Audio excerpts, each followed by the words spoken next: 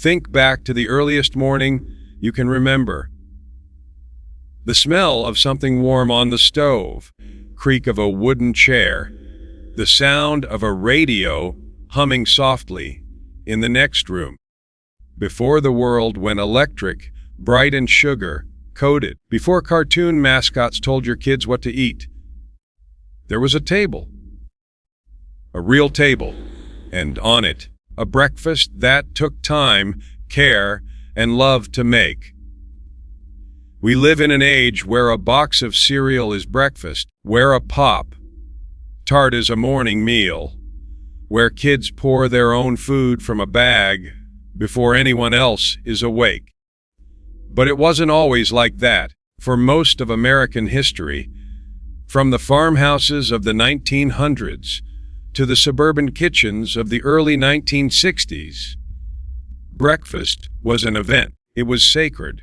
It was the meal that sent fathers off to work and children off to school with full stomachs and warm hearts. Today, we're going back to those kitchens, back to those tables, back to 25 breakfasts that real American kids ate.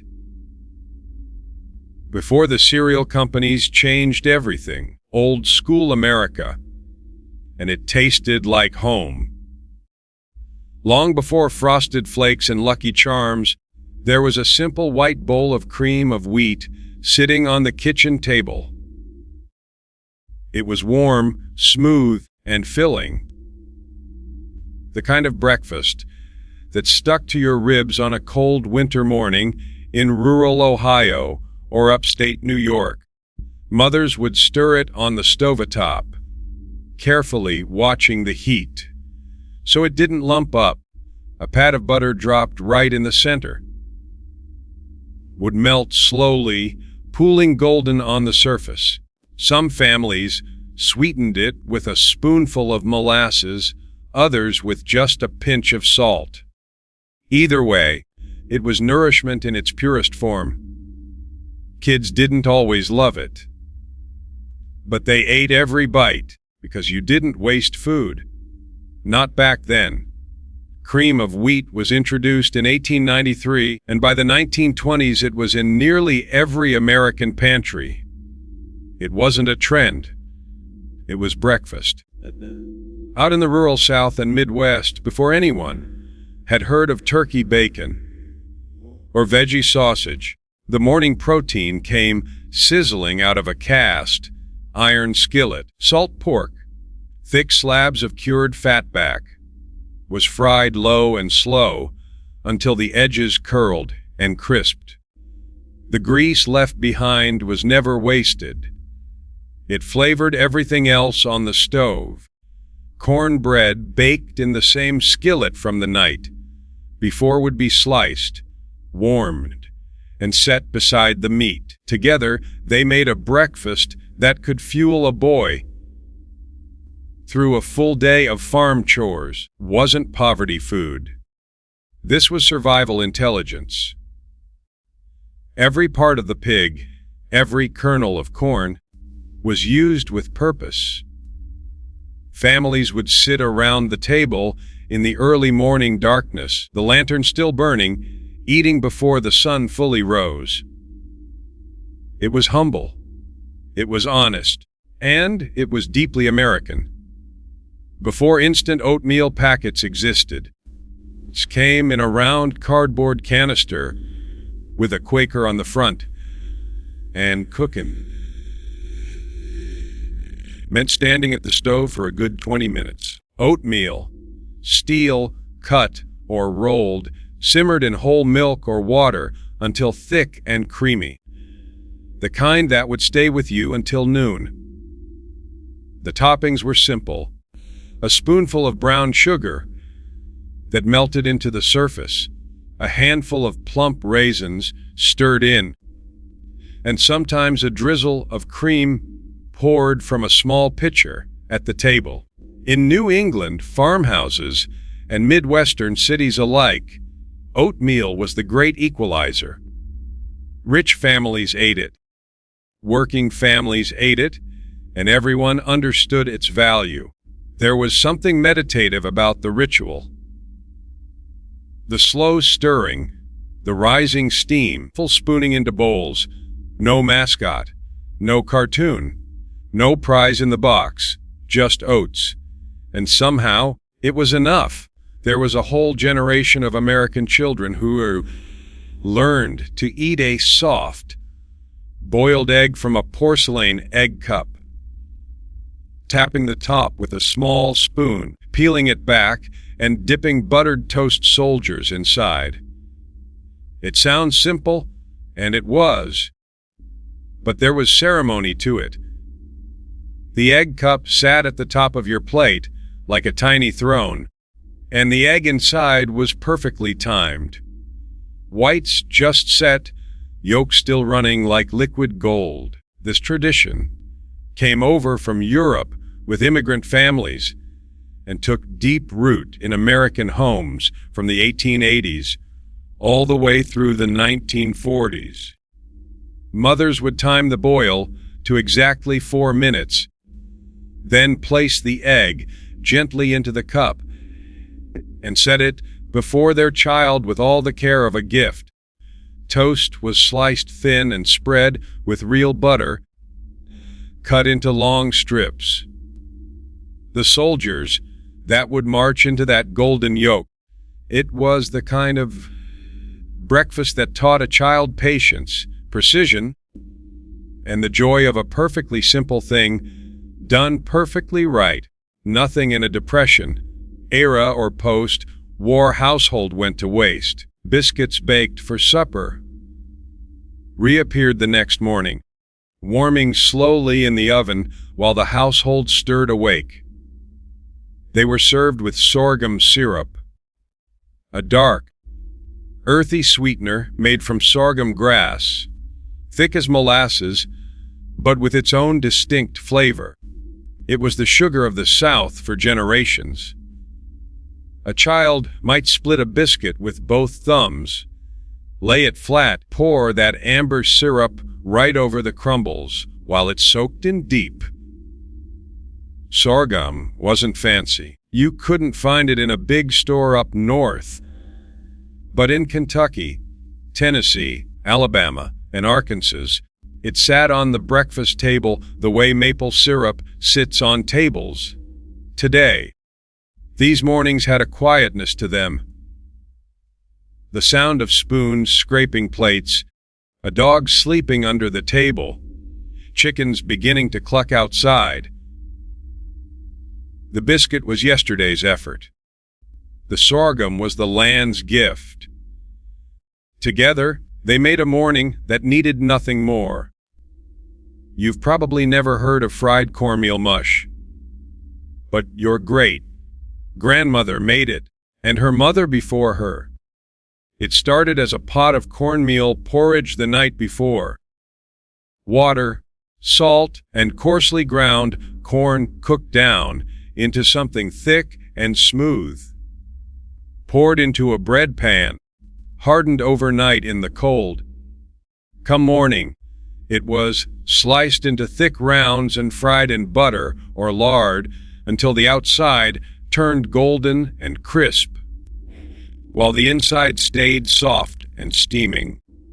Laid on a plate and drizzled with maple syrup or honey, it was a breakfast of extraordinary texture, crunchy and yielding at the same time. It was a farmhouse specialty from Pennsylvania, Dutch country, to the hills of Appalachia. Practical to the core, dinner became breakfast, nothing wasted, nothing thrown away. Modern pancake mix costs $3. Cornmeal mush costs almost nothing. What it gave a family, warmth, energy, and the satisfaction of a clever, resourceful life, was priceless. Before vitamins came in little gummy bears, before smoothies and superfoods were stewed prunes, and every child in America from 1900 to 1960 knew about them. Dried plums simmered in water until they swelled and softened, their skins wrinkling, their flesh becoming sweet and slightly tangy. A small bowl would arrive at your breakfast plate without warning. You didn't question it.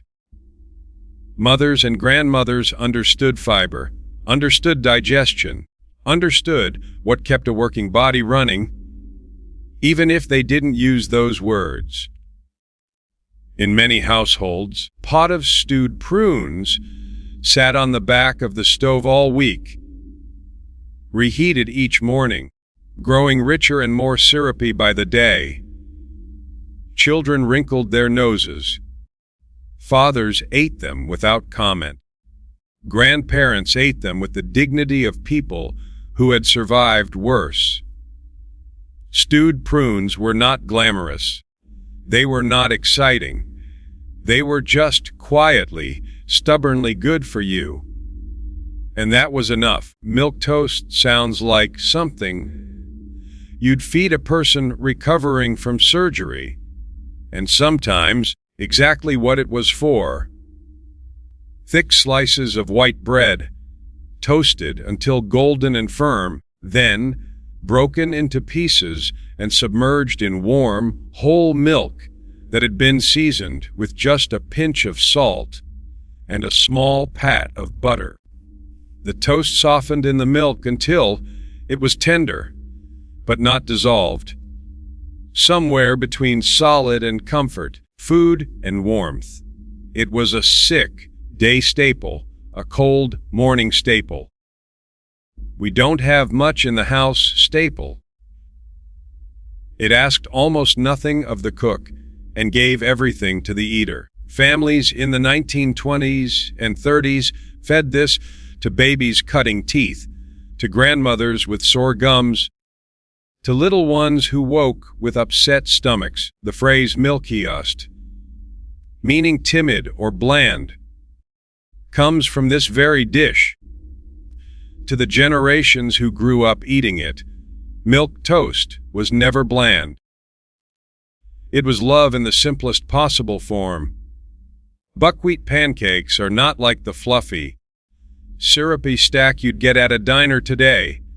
They are darker, heartier, the deep, nutty flavor that regular flour simply cannot produce. American families had been making buckwheat pancakes since colonial times.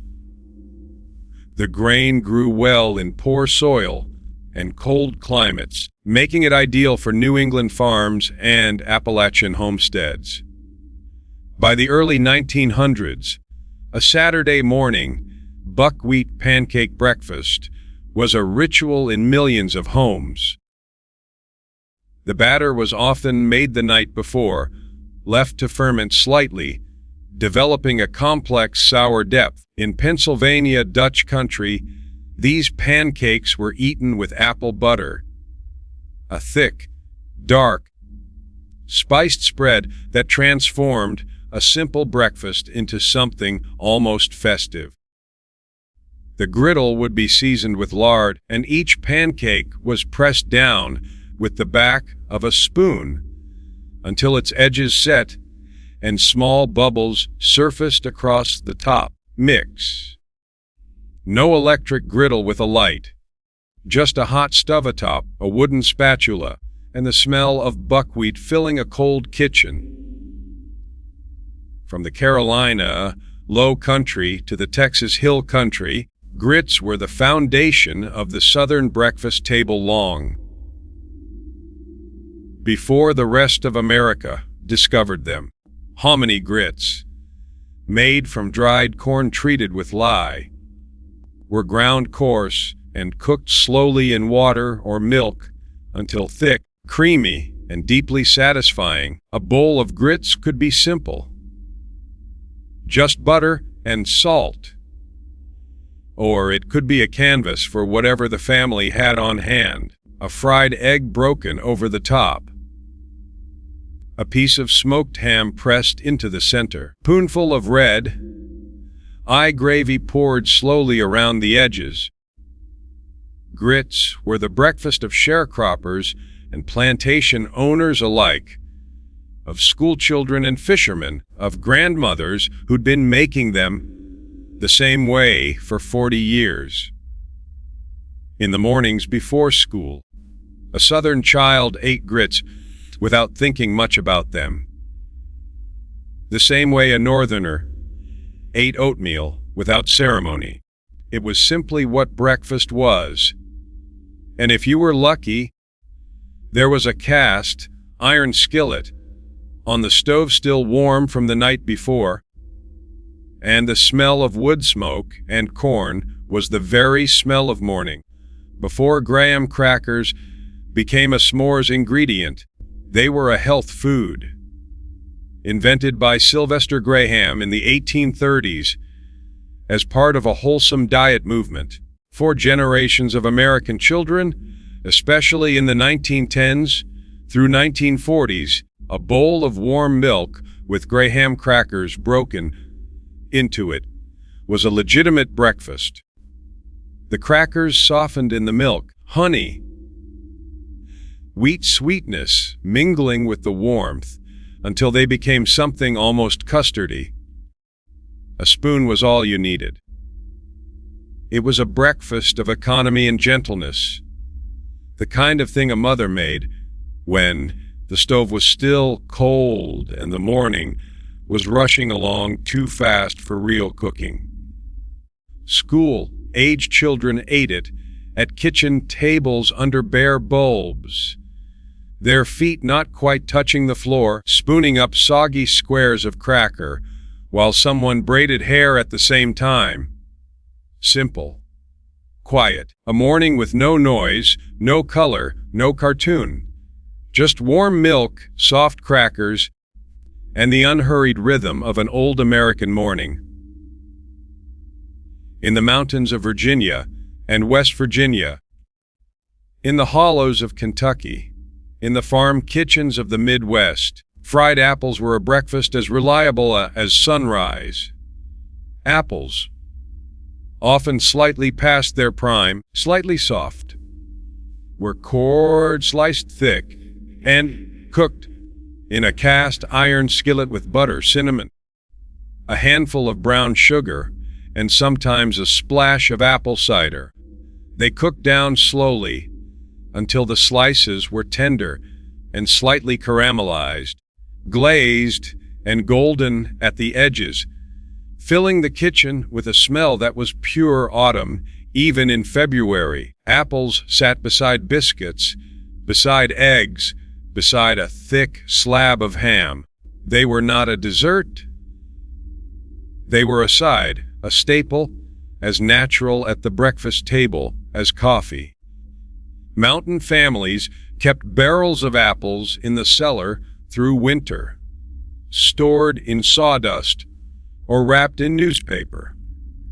And those apples fed the household for months in ways both sweet and savory.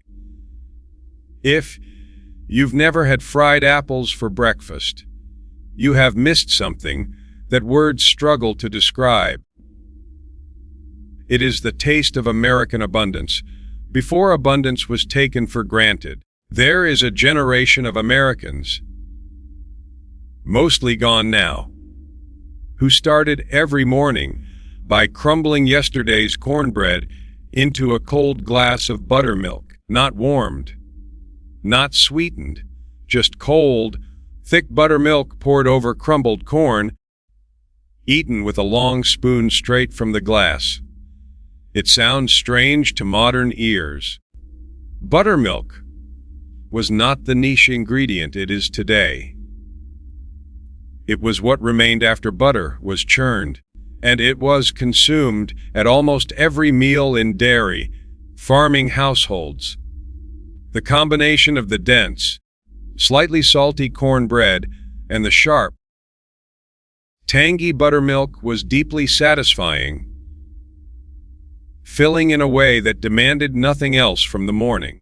Old men in rocking chairs on Tennessee porches have described this breakfast with such affection that you could almost taste it in their voices. It was the breakfast of a people who wasted nothing, who understood value, and who found real pleasure in the simplest arrangements of simple things. If you grew up in Pennsylvania, Delaware, or Maryland, you already know scrapple. If you didn't, it might take some convincing. Scrapple was the ultimate no-waste breakfast food, pork scraps, organ meat, and cornmeal combined, seasoned with sage and thyme, formed into a loaf, and sliced thin before frying.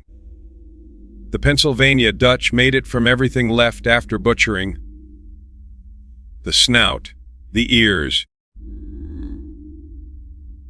all ground fine and pressed together in a loaf that would keep through the cold week, fried until a crackling crust formed on each side, the inside staying soft and savory. It was served beside eggs, beside toast, beside a cup of hot coffee at 6 in the morning. It sounds like a food that needs to be apologized for. But generations of mid-Atlantic Americans grew up on scrapple and wouldn't trade those mornings for anything. It was honest. It used everything. It reminded a family that nothing was beneath them, and that a resourceful table was a table to be proud of. Before brown sugar packets and maple syrup squeeze bottles, the sweetener of choice in many American homes was molasses, the thick byproduct of cane sugar refining. A bowl of rolled oats drizzled with blackstrap molasses was the breakfast of working-class New England families in the early 20th century. It was warm, slightly bitter, deeply earthy. Blackstrap molasses is nutritionally extraordinary, packed with iron, calcium, and magnesium. Generations of children ate it, not because they knew this, because their grandmothers knew it. In the way experienced people know things. By watching, the combination of oats and molasses appeared on the breakfast tables of mill workers in Massachusetts, shipbuilders in Maine, and factory families in New Hampshire. It required almost nothing: a pot, water or milk, 5 minutes, and a jar of molasses that lasted months. There was nothing glamorous about it. But glamour was never the point.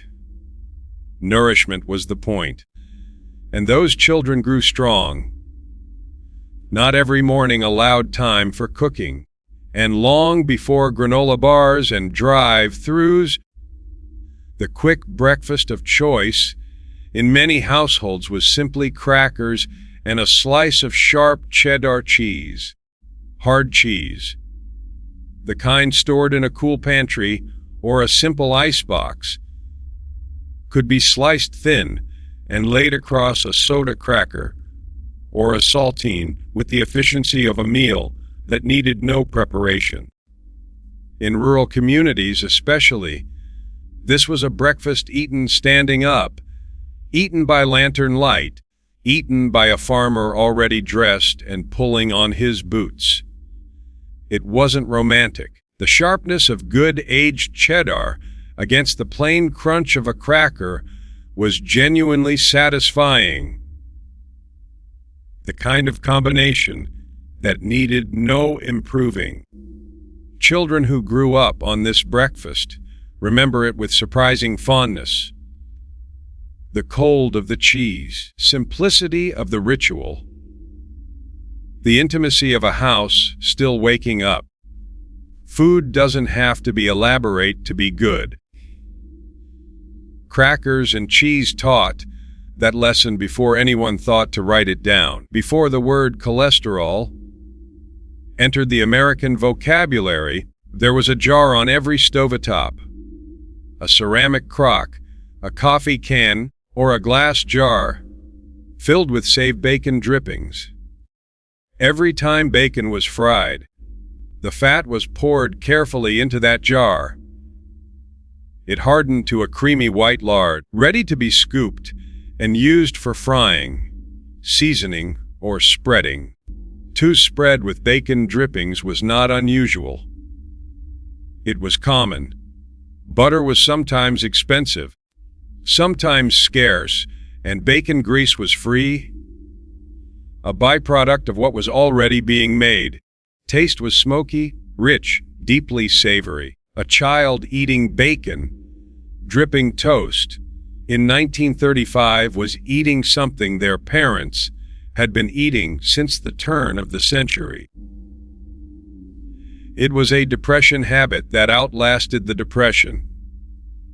Not because people couldn't afford better, because the flavor was irreplaceable. Somewhere in the shift toward processed foods and health trends, we lost that jar on the stove. But people who remember it don't forget the taste. You can't explain it. You just knew it was home. Poaching an egg is a skill.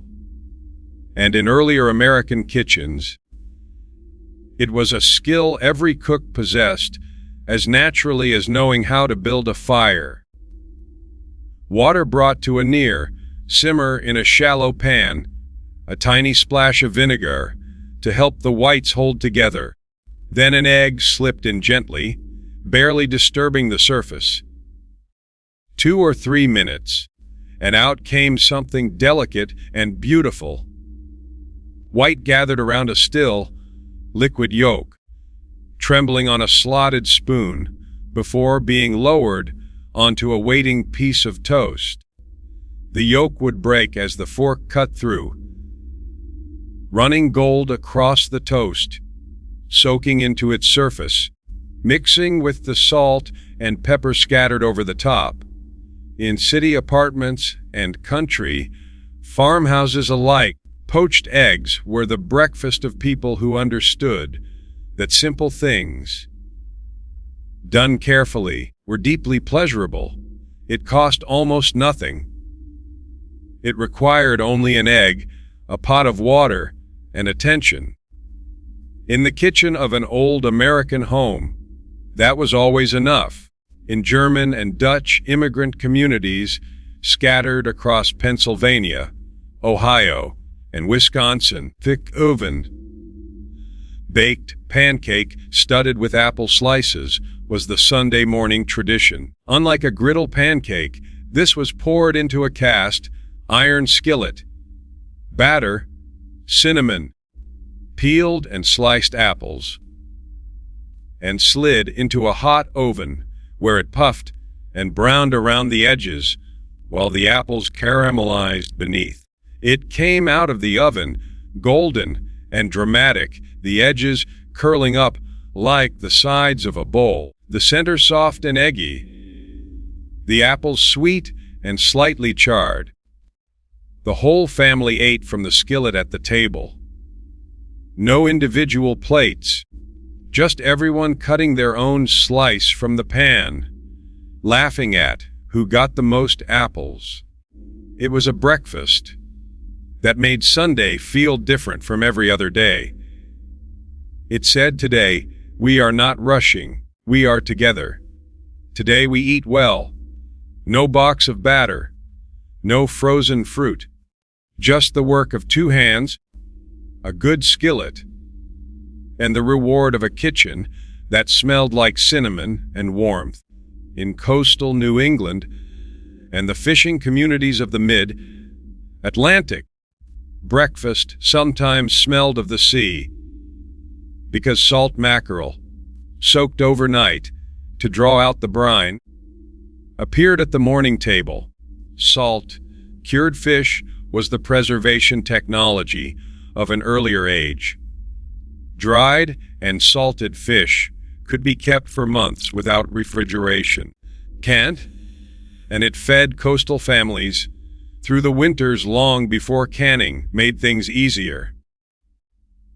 The mackerel was soaked in cold water overnight, then simmered the next morning, and served alongside boiled potatoes, a plate of lean protein and starch that could fuel a fisherman or a dock worker through hours of hard labor. It is not a delicate breakfast. It is bold and briny and entirely itself. The smell would reach you before the plate did. New England families of the 1890s and early 1900s ate this without ceremony, as matter of factly as a modern family pours cereal. It was Tuesday's breakfast, then Wednesday's, then Saturday's. A whole culture was built on preserved fish and root vegetables, and the discipline to eat what sustained you without waiting for what pleased you. In the rural South, especially in the Carolinas, Georgia, and Alabama, the sweet potato was not a Thanksgiving side dish. It was a year-round staple that appeared at every meal, including breakfast. Sweet potatoes baked in the embers of a wood fire overnight would still be warm by morning, their skins charred and crackling, their interiors soft and amber and faintly sweet, opened and topped with a slice of butter that melted immediately into the orange flesh. A baked sweet potato was a breakfast of extraordinary nourishment, dense with vitamins and natural sugar. Sharecropper families, who might have little else, could depend on the sweet potato. It grew in thin, southern soil, it stored through winter, and it could be eaten at any meal without apology. Children ate them quickly in the morning, often standing by the fire, the steam rising from the split skin, butter pooling in small yellow lakes across the surface. In a time when breakfast cookbooks didn't exist and nutrition wasn't a science you studied, the sweet potato was an instinctive wisdom. The land provided, and people listened. Before the concept of brunch was invented, before the weekend became a leisure event, there was still Sunday breakfast. And in many homes, that meant bread, pudding made from the week's leftover bread. Stale heels and leftover loaves were soaked overnight in a mixture of eggs, whole milk, a spoonful of sugar, a dash of vanilla, and sometimes raisins. By morning the bread had absorbed every bit of that custard, and the whole thing baked in the oven to a golden, fragrant, trembling pudding, crisp on the outside, almost silky within. It was not a dessert. It was a resourceful, wise, beautiful use of what would otherwise have been thrown away. Depression-era mothers made it out of necessity. Post-war mothers made it out of habit and love. Both understood the same thing. Table that wastes nothing is a table that is grateful. Eaten warm from the baking dish on a cold Sunday morning. Bread pudding asked nothing of the eater except to sit still long enough to appreciate it. Before there was overnight oats on Instagram, before mason jars and chia seeds and almond milk, there was simply the Scottish and German immigrant tradition of soaking raw oats overnight in cold water or buttermilk. Bircher muesli in Swiss tradition. Soaked raw oats were prepared the night before. Oats left in a bowl covered with liquid, softening slowly in the cool of the pantry. By morning, they were swollen, slightly sour if buttermilk was used, tender enough to eat cold without any cooking at all. Grated apple, a few nuts, a drizzle of honey were all that was needed. It was a breakfast of Northern European immigrant communities. Swiss, German, Dutch, Swedish, who carried their food traditions across the Atlantic and adapted them to American kitchens. No cooking required, no fire needed. In the heat of summer especially, this was the practical morning meal of people who were too sensible to heat up the kitchen unnecessarily. Modern food culture reinvented it with a different name and sold it to millennials. But old Mrs. Schaller was making it in her Wisconsin kitchen in 1918 and calling it simply breakfast. Was the working end of the pig, the lower leg and flavorful part that benefited from long, slow cooking and rewarded patience with extraordinary depth. In Southern and Appalachian households, a small boiled ham hock would be pulled from the pot and served alongside fried eggs and biscuits as the morning's anchor. The meat fell from the bone in tender, smoky shreds. The fat was soft and yielding. Nothing was wasted. The cooking liquid became the pot liquor that flavored beans, greens, and soups throughout the week. This was breakfast at its most protein-dense, its most sustainable, its most connected to the land and the animal that gave everything it had. Fathers leaving for the cotton fields at dawn, boys heading out to plow, women who would spend the day canning and sewing. All of them needed this kind of fuel. Today we talk about whole foods and nose-to-tail eating as if they were new ideas. In a 1940s Southern kitchen, they weren't ideas at all.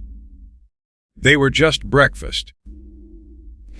Then there was the simplest breakfast of all, the one that needed no skillet, no stove, no complicated preparation, just bread baked the day before, still slightly warm, and butter churned that same morning. On dairy farms across America, from Vermont to Wisconsin to the rolling hills of Iowa, fresh butter was not a luxury. It was the byproduct of the morning's chore, made before breakfast, while the cows were still being milked. Real fresh butter is nothing like the stick of yellow fat from a grocery store. It is pale and sweet and slightly grassy, with a flavor so clean and honest it needs nothing else.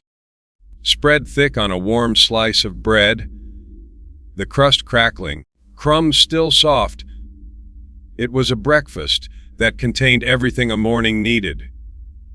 Carbohydrate, fat, warmth, and the flavor of honest work.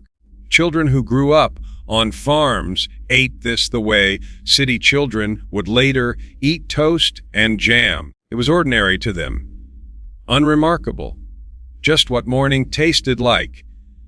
And yet, ask any of them decades later what they would give to taste it again.